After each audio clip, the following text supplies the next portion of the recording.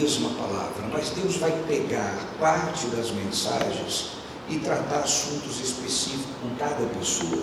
Então fique preparado para receber aquilo que Deus, através da palavra, vai tratar com você. Amém? Amém. Efésios capítulo 4, o versículo 11, diz assim a palavra de Deus: e Ele mesmo concedeu uns para apóstolos, outros para profetas, e outros para evangelistas, e outros para pastores e mestres. Versículo 12: com vista ao aperfeiçoamento dos santos, para o desempenho do seu serviço, para a edificação do corpo de Cristo. Então veja só, nós precisamos compreender o trabalhar de Deus. Deus estabeleceu na igreja os apóstolos, os profetas, os pastores, os mestres. Para quê? Qual era o propósito que Deus tinha em estabelecer os 5 dons ministeriais? O versículo seguinte diz: com vista ao aperfeiçoamento dos santos. Então Deus instituiu os ministérios porque Deus ele tem o intuito, a intenção de aperfeiçoar os santos. Alguém aqui é santo em Cristo Jesus? Digam glória a Deus. Digam: eu sou santo em Cristo Jesus. Essa é a realidade que Deus fala ao nosso respeito. Então Ele estabeleceu os dons ministeriais, tendo em vista o aperfeiçoamento dos santos, para o desempenho do seu serviço, para a edificação do corpo de Cristo. Diga assim: eu faço parte do corpo de Cristo. Quando você fala, você reafirma. Amém, pessoal? Então veja só, a palavra de Deus está dizendo que Deus estabeleceu os dons ministeriais, primeiro, para edificação dos santos, o aperfeiçoamento dos santos, e para a edificação do corpo de Cristo. Então esse é o trabalhar de Deus. Deus ele quer nos aperfeiçoar e Deus quer nos edificar. Diga glória a Deus. Continua agora o versículo seguinte, versículo 13: até que todos cheguemos à unidade da fé e do pleno conhecimento do Filho de Deus. Então os dons ministeriais, eles vão até quando? Até que todos cheguemos à unidade da fé, e aí diz mais, ao pleno conhecimento do Filho de Deus. Digam glória a Deus. Então há um monte de gente falando por aí que não existe mais apóstolo, que não existe mais isso, que não existe mais aquilo. Não é essa a mensagem, mas aproveito para te colocar esse fundamento. Na verdade, isso é ignorância bíblica, falta de ler um texto e interpretar o texto. Não precisa nem de revelação espiritual, não precisa nem de muita batalha espiritual para entender o que está escrito, basta saber ler. Amém. Quando a gente sabe ler e sabe aplicar a regrinha, a velha regrinha da língua portuguesa, para a interpretação de Deus, nós chegamos à conclusão que os dons ministeriais, eles foram dados, e aí tem aqui, até que todos cheguemos à unidade da fé. Chegamos lá ainda? Não. Nós não chegamos ainda à unidade da fé. E aí diz mais: até que todos cheguemos à unidade da fé e do pleno conhecimento do Filho de Deus, a perfeita varonilidade, à medida da estatura da plenitude de Cristo. Então, até quando os dons ministeriais vai existir? Até que nós cheguemos à medida da estatura da plenitude de Cristo. A igreja de Jesus já chegou lá? Não. Está caminhando para lá? Sim. Então, quando é que os dons ministeriais deixará de ser importante? Quando nós chegarmos lá. Chegamos lá ainda? Não. Quando iremos chegar lá? Quando nós estivermos com Cristo. Aí não será mais necessário. Diga glória a Deus. Glória a Deus. O versículo seguinte, por favor: para que não mais sejamos como meninos, agitados de um lado para o outro e levado ao redor por todo vento de doutrina. Para que não sejamos mais meninos, diga comigo, agitados. Olha só, agitados de um lado para o outro, aquela pessoa que não tem constância, que é levado por vento de doutrina. Tem uma moda aqui, ele corre lá, tem outra moda lá, ele corre lá. Menino é insatisfeito, menino ele sempre precisa de uma coisa nova para se motivar, para estar animado. Deus está dizendo para nós que nós não podemos ser meninos, digo glória a Deus, não podemos ser meninos, levados de um lado para o outro. E o que nós devemos fazer? Nós devemos crescer, nós devemos nos desenvolver. E qual é a estatura, qual é o tamanho que nós temos que chegar? À medida de Cristo. Então a minha identidade, a sua identidade é Jesus Cristo. Ele é o meu modelo, é para Ele que eu tenho que estar olhando, é para Ele que eu tenho que fixar os meus olhos, é nele que eu tenho que estar olhando diariamente. Olhando para quê? Para simplesmente dizer, estou olhando para Jesus? Não, para ver como Ele agia e agir também. E como é que eu conheço Jesus? Como é que eu olho para Jesus? Olhando para a sua palavra. Quando Jesus diz algo na sua palavra e eu faço, eu estou crescendo. A partir do momento que eu deixo de fazer o que Jesus diz, eu estou parado na vida espiritual, eu não me desenvolvo.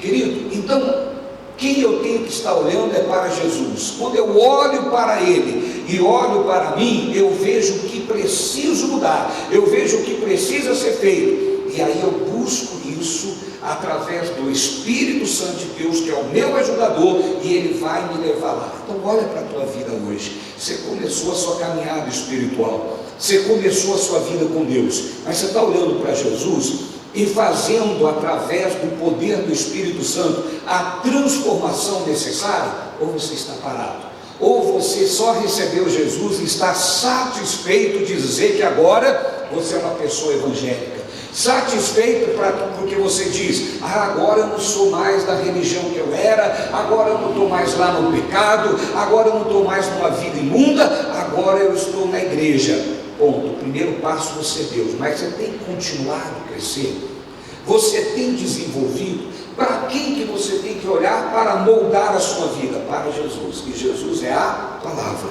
No princípio era o verbo estava com Deus, o verbo era Deus. Verbo, palavra em ação. Diga glória a Deus. Então, o apóstolo Paulo está dizendo para a igreja de Éfeso, que se estende até nós hoje, para que não sejamos mais como meninos. Há uma versão que diz, levado de um lado para o outro, levado ao redor por todo vento de doutrina, pela artimanha dos homens, que pela astúcia com que induzem ao erro. Queridos, o nosso olhar deve ser para Jesus. Para onde você está olhando hoje? Eu estou olhando para Jesus, apóstolo. Quando você olha para Jesus, a transformação tem que ocorrer em você. Ele é a minha identidade, Ele é o meu olhar fixo, é nele que eu tenho que estar olhando, porque enquanto eu olho para Ele, eu transformo o meu dia a dia. Enquanto eu olho para Ele, eu mudo. Quando eu deixo de olhar para Ele, eu deixo de crescer. Quando eu deixo de olhar para Ele, eu enfraqueço. Quantas pessoas estão enfraquecidas espiritualmente? E quando você vai falar com Ele está dizendo, eu vi isso, eu vi aquilo, eu vi aquilo outro, eu vi aquilo outro. E é por isso que ele está morrendo. Você tem que tapar os olhos e ignorar o que acontece no mundo? Não, mas eu tenho que olhar para Jesus e imitá-lo. Jesus não parou em nenhum momento. Jesus foi traído e não parou, Jesus foi caluniado e não parou, Jesus passou por tudo e não parou, Ele continuou cumprindo a missão. Se você entregou a sua vida a Jesus, olhe fixamente para Ele, olhe sempre para Ele e não desista da sua caminhada espiritual. Por quê? Porque você que aceitou Ele, aceitou com um propósito. Você chegou à consciência de que você precisa ser uma nova criatura. Você chegou à consciência de que você precisa de Deus e você quer a salvação. Então, durante essa jornada, muitas coisas vão acontecer, mas você tem que estar olhando para Ele. A tempestade veio, olha para Jesus. A calúnia veio, olha para Jesus. O cansaço veio, olha para Jesus. Por quê? Porque olhando para Ele eu continuo firme caminhando. Se você tirar os olhos dele, você vai fazer igual Pedro. Pedro, quando viu Jesus andar sobre as águas, todo mundo apavorado, assustado, Pedro disse, tu Jesus, manda eu ir ter contigo. Jesus deu a palavra, vem. E quando Pedro pulou sobre a palavra, ele caminhou sobre as águas. Enquanto estivermos sobre a palavra e olhando para Jesus, a gente faz o impossível, a gente realiza o impossível. Quando Pedro tira os olhos de Jesus e começa a observar os ventos à sua volta, a Bíblia diz que ele começa a afundar. Então assim acontece conosco hoje. A lição que Deus tem para nós é: está afundando? Para quem você está olhando? Está desanimado? Para quem você está olhando? Está depressivo? Para quem você está olhando? Você está observando os ventos?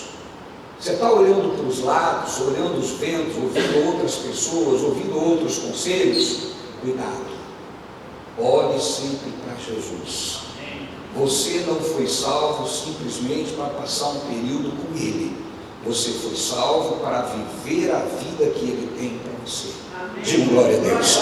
E a vida que Ele tem para você é viver a vida que Ele diz lá em Romanos capítulo 12, versículo 2. E que diz lá: não vos conformeis com este mundo, mas transformai-vos pela renovação do vosso, para que experimenteis qual seja a boa, agradável e perfeita vontade de Deus. Qual é a vida que Deus tem para você? Diga comigo: a vida boa, agradável e perfeita. Você crê nisso ou não? E quando você estiver vivendo tudo que é bom, que é agradável, que é perfeito, você vai se contentar com isso? Ou você vai achar que é muito bom para ser verdade? Tem gente que acostumou tanto sofrer, que quando a vida começa a dar certo, ele dá um jeito de pisar na bola, fazer alguma coisa para a vida começar a dar errado. Está tudo bem na vida dele, nunca foi feliz no casamento, agora está sendo feliz, mas ele começa a olhar para aquilo e não aprendeu a ser feliz. Ele tem que arrumar um problema, ele tem que arrumar uma situação. Não, meu irmão, viva o melhor de Deus, viva a bênção de Deus. Diga glória a Deus. Nós não fomos salvos para morrer e ir para o céu apenas. Ter essa mentalidade é uma mentalidade covarde. Jesus, quando ele começou a pregar, ele dizia às pessoas: é chegado a vós o reino de Deus. O que é reino? Novo estilo de vida, governo, domínio. É chegado a vós o reino de Deus. É isso que você tem que viver. Recebeu Jesus? Começa a viver o reino de Deus, o governo de Deus, o domínio de Deus. João 3,16. O que está escrito lá? Deus amou o mundo de tal maneira que deu o seu único Filho, para todo aquele que nele crê, não pereça, mas tenha a vida eterna. Que momento que você tem que parar de perecer? No momento que você recebe Jesus. Deus amou o mundo de tal maneira que deu o seu único Filho, para todo aquele que nele crê, não. Quando que você tem que parar de perecer? No momento que você crê. Recebeu Jesus, creu em Jesus, tem que acabar sendo mal na sua vida. Ah, apóstolo, eu preciso fazer uma novena, eu preciso fazer. Não, você precisa viver a realidade de Cristo. Você precisa viver aquilo que Cristo fez por você. Você precisa receber a vida que Cristo deu para você. Porque quando você recebe essa vida e vive essa vida é abençoada. Diga glória a Deus.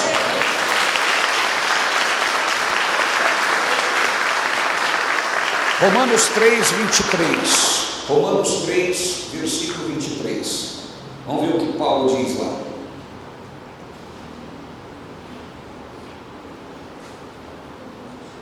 Pois todos pecaram e estão destituídos da glória de Deus.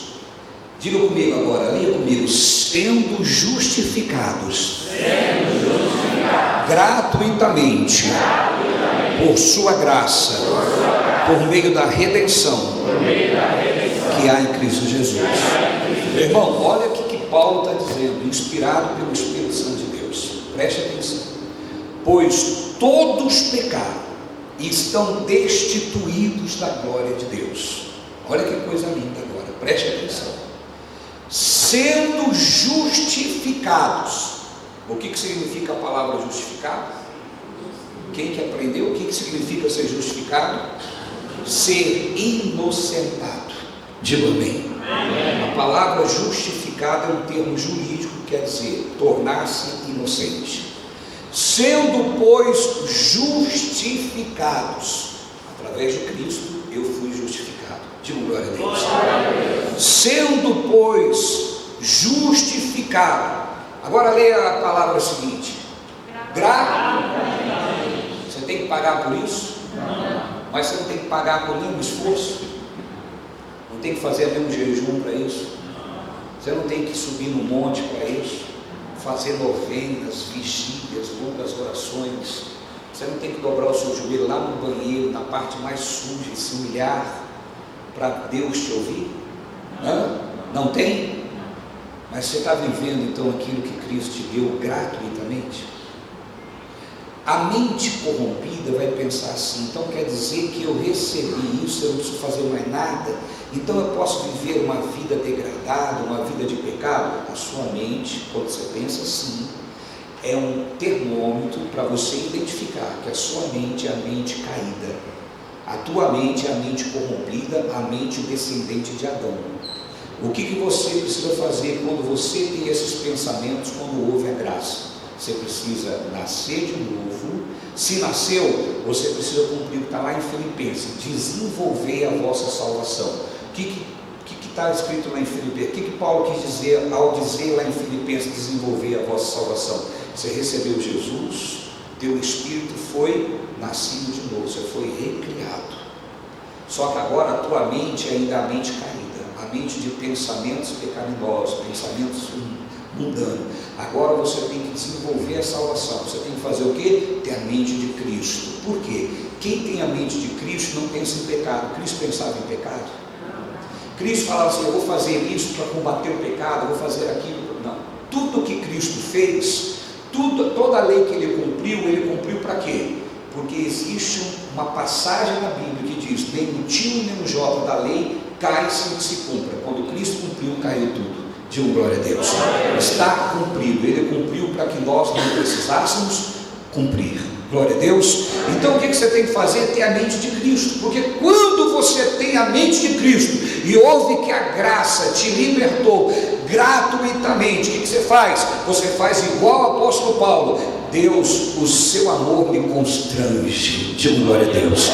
O seu amor me constrange. Ou seja, em outras palavras, eu não faço nada para Deus para receber bênção, eu faço porque já sou abençoado e o amor me constrange. Eu adoro a Deus porque eu já sou nova criatura, eu louvo a Deus porque eu já sou abençoado.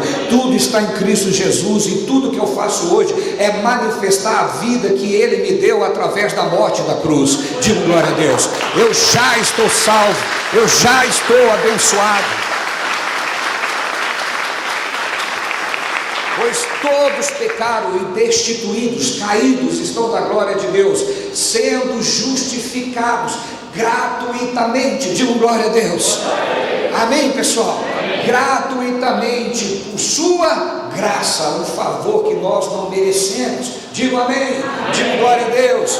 Eu já fui justificado na cruz do Calvário, eu já fui abençoado na cruz do Calvário, eu sou nova criatura por aquilo que Cristo fez na cruz do Calvário. O que eu tenho que fazer hoje? Viver como essa nova criatura. O pecado não tem mais domínio sobre a minha vida, ele não me domina mais, ele não te domina mais. Você pode andar livre, você pode andar glorificando a Deus, você não precisa lutar contra o pecado, porque o pecado já foi vencido na cruz do Calvário. Diga glória a Deus. Você tem que andar liberto, glorificando a Deus, sabendo que você é uma nova criatura. Você tem que só continuar seguindo a sua vida e olhando para Cristo e dizer: eu preciso crescer um pouco mais, eu preciso estar mais parecido com Cristo. Só isso. Por quê? Porque a sua vida do pecado, a sua vida caída já foi sepultada, já foi acabada. Você é uma nova criatura em Cristo Jesus. Amém?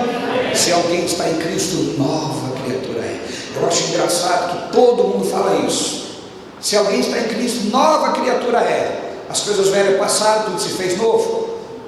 Meu irmão, ou a gente acredita nisso ou a gente não acredita.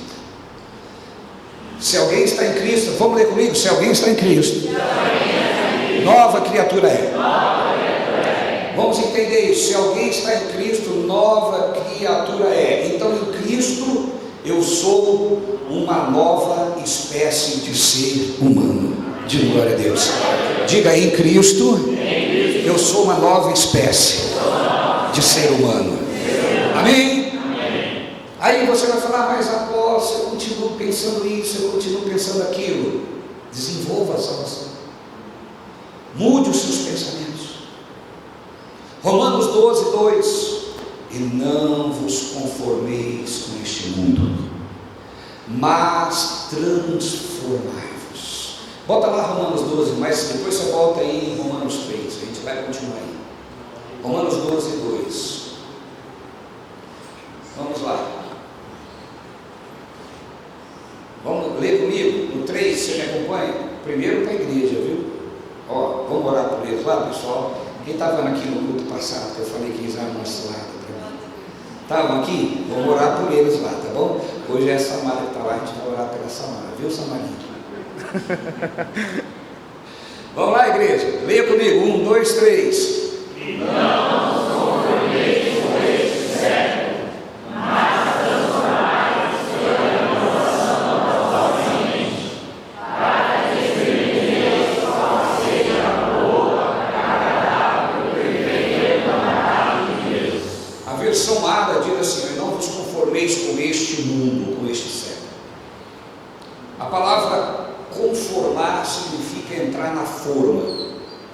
Se você quiser fazer um bolo redondo, você tem que pôr uma forma redonda. Quando você se conforma, você entra na forma. A forma é o mundo, que Deus está falando. Não entra na forma do mundo, porque senão você vai ficar igual ao mundo. Se o teu pensamento for igual ao mundo, as tuas ações serão igual ao mundo, e a sua vida terá uma vida igual de um mundano. Por quê? Porque os nossos pensamentos geram ações, e as nossas ações geram a nossa vida. O seu destino é o que você faz todos os dias, plantando para colher amanhã. Que é um destino abençoado, passa a ter a mente de Cristo, as suas ações serão abençoadas e o seu dia será abençoado. Diga glória a Deus. Mas sabe o que acontece? A gente pensa como um pecador, age como um pecador e depois pede para Deus abençoar. Deus abençoa a minha vida, mas a tua mente é como a de um pecador, as suas ações é como um pecador, a consequência da sua vida é de um pecador, e você quer que Deus abençoe isso. É por isso que existe um monte de crente fazendo das tripas o coração. A vida não muda. Aí o que acontece? Não tem a visão, os olhos não estão abertos, o véu ainda não caiu, estão vivendo a lei. E aí o que acontece? Irmão, eu tenho que fazer uma quebra de maldição. Tem alguma coisa no seu passado que impede você de viver abençoado hoje. Olha, quando eu digo isso, eu estou anulando o novo nascimento. Se alguém está em Cristo, nova criatura é. Aí a tua vida não muda, você precisa quebrar algum vínculo que você tem no passado. Então você não é nova criatura. O que é verdade? Esses ensinamentos ou a palavra de Deus? A palavra de Deus. Mas como esses ensinamentos têm adeptos? Por que tem adeptos? Porque é fácil, a carne gosta de sacrifício, de luta, a carne gosta de lutar.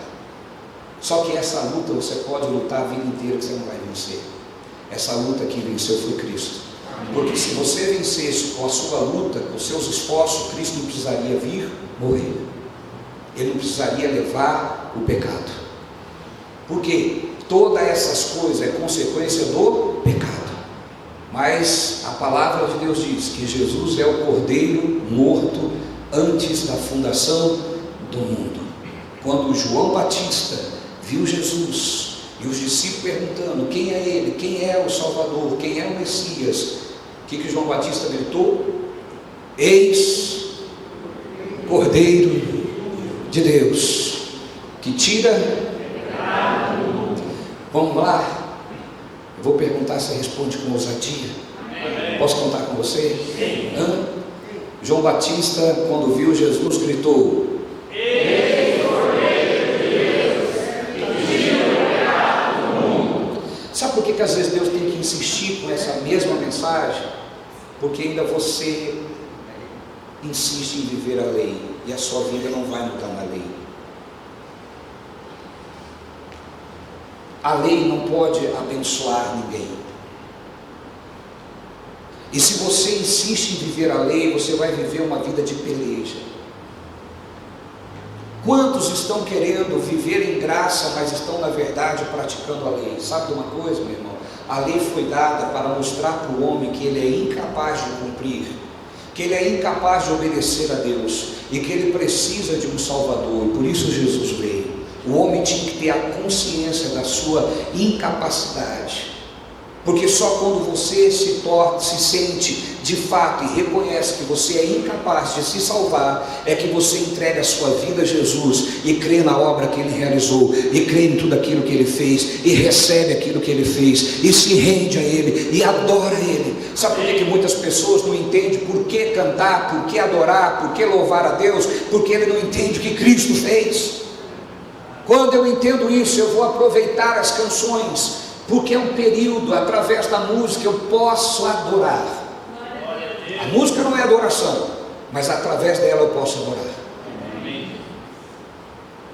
A música não é louvor, mas através da música eu posso louvar. Adoração, louvor e adoração é um estilo de vida. Diga glória a Deus. Então continua o versículo: e não vos conformeis com este mundo. Leiam comigo agora bem forte, igreja. Mas pela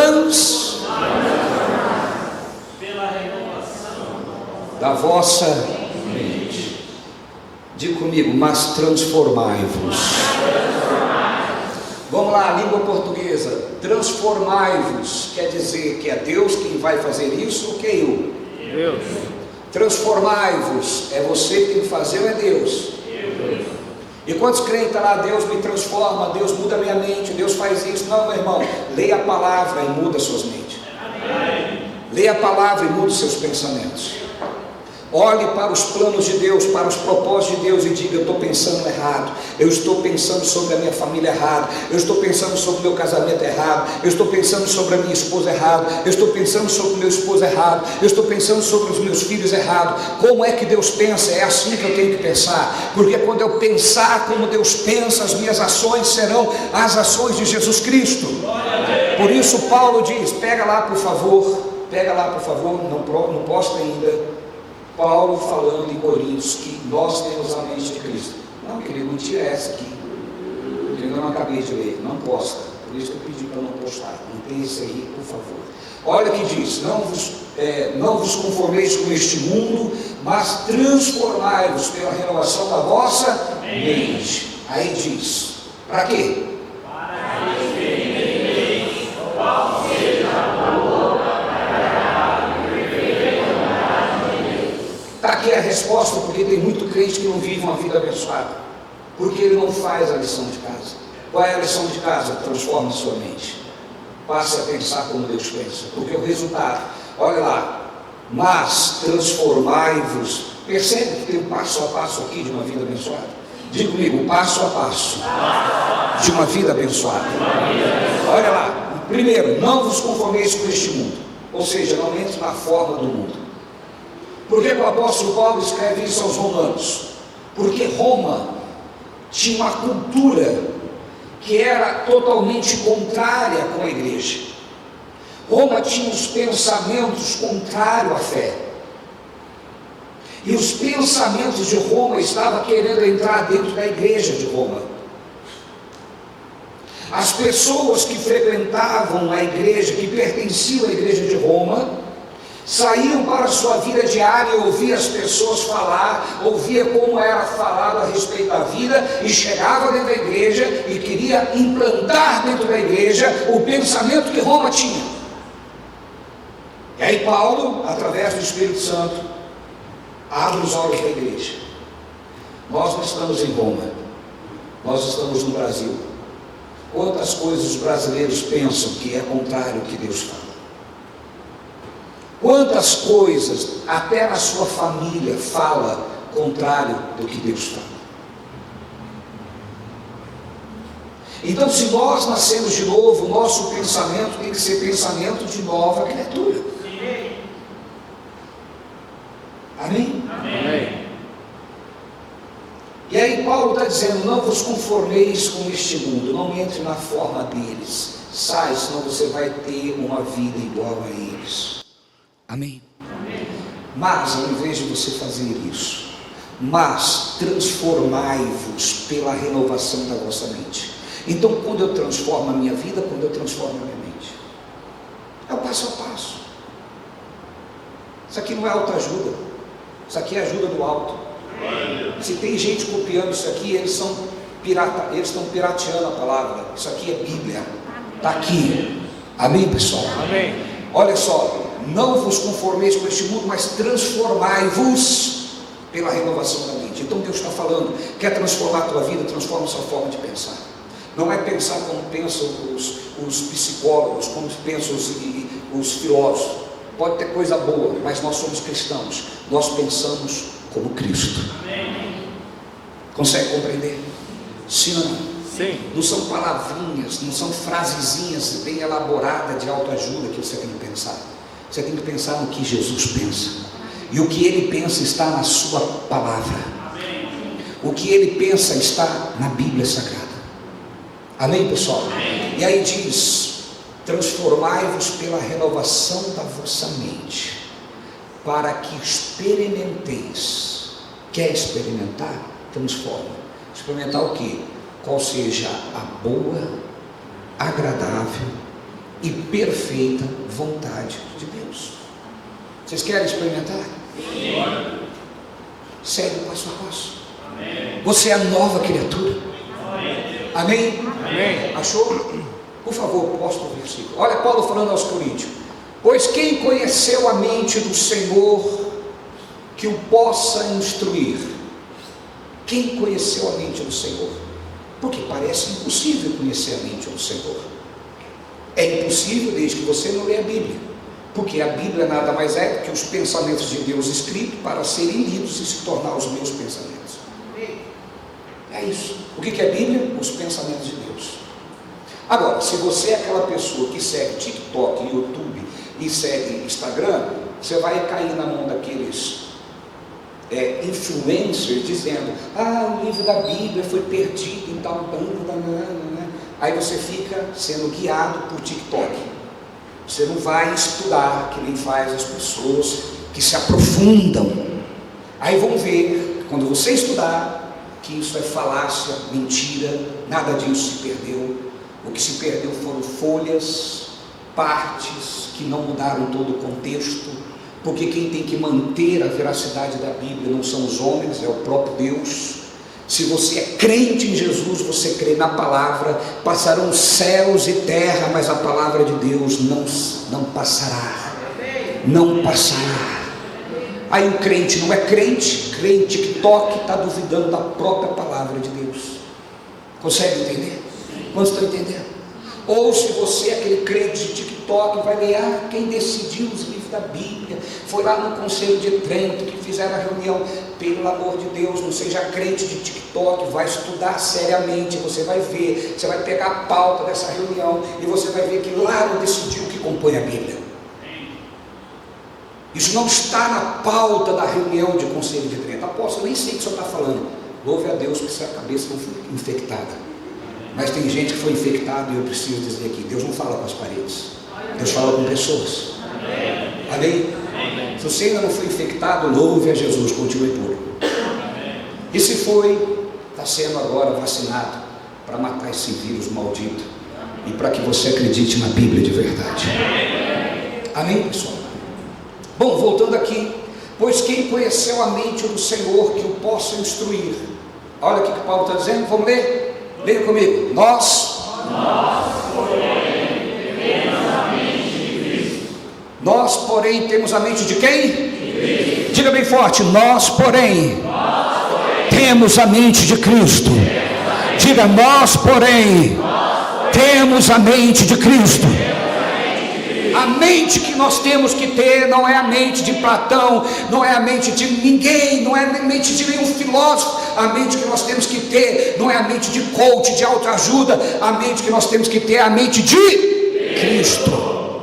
É isso que você tem que ter. Quando você tiver a mente de Cristo, meu irmão, você vai experimentar a boa, agradável e perfeita vontade de Deus.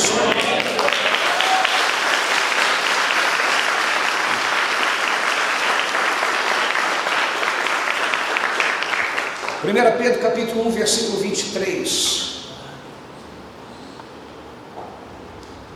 Que coisa linda, irmão. Põe a versão árabe, por favor. 1 Pedro 1, 23. Sendo de novo gerados, não de semente corruptível, mas de semente incorruptível, pela palavra de Deus viva e que permanece para sempre. Diga comigo: eu fui de novo gerado. De novo gerado. Ou começa a versão: pois foste regenerados, não de semente corruptível. Você nasceu fruto de uma semente. Quem nasceu de novo? Você é nova criatura em Cristo Jesus. A semente que te gerou não é Adão. Todos nós descendimos de Adão. E como descendentes de Adão, nós estávamos destituídos da glória de Deus. Como descendentes de Adão, nós estávamos vivendo uma vida de maldição. Como descendentes de Adão, nós estávamos perdidos.